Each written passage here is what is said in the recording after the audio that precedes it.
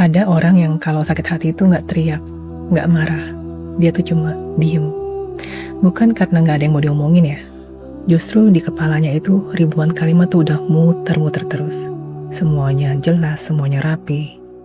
Tapi pas mau dikeluarin, nyangkut di mulut. Akhirnya ya udah, dipendam aja. Dan pelan-pelan pun jadi kebiasaan. Jadi kayak tombol otomatis. Ketika disakitin, ya tarik diri. Ketika dikecewain, ya diam. Sampai lama-lama orang lain pun salah paham. Dikiranya dia dingin, dikiranya dia gak peduli.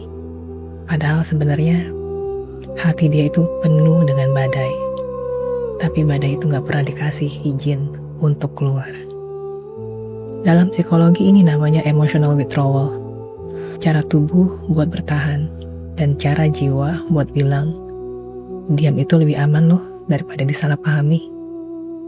Makanya kalau ada drama, tarik ulur, permainan ego, orang kayak gini gak bakal ikut-ikutan.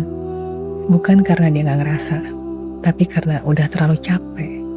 Dia tahu energinya terlalu mahal buat dipakai menghadapi hal-hal yang gak tulus. Dan lucunya, orang lain pasti bingung. Kok bisa sih dia segitu tenangnya ya? Kok bisa sih gak ribut? Padahal aslinya, itu bukan tenang. Itu adalah luka yang udah dilatih menjadi hening. Dan yang bikin nyesek, orang kayak gini sering mikir, toh gak ada yang bakal bener-bener dengerin gue. Jadinya makin lama dia makin nutup.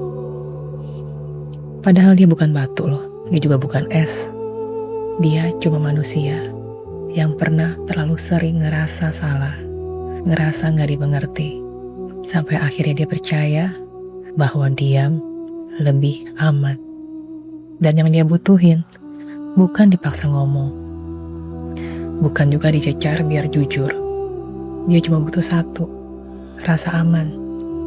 Seseorang yang bikin dia berasa, gue boleh buka suara di sini dan gak akan disalahin. Jadi kalau suatu hari dia akhirnya ngomong ke elo, itu bukan karena elo hebat dalam memaksa, tapi karena dia percaya sama elo. Dan kalau elo sudah sampai di titik itu, jangan pernah main-main. Karena sekalinya dia nutup lagi, elo bisa hilang dari hidupnya selamanya.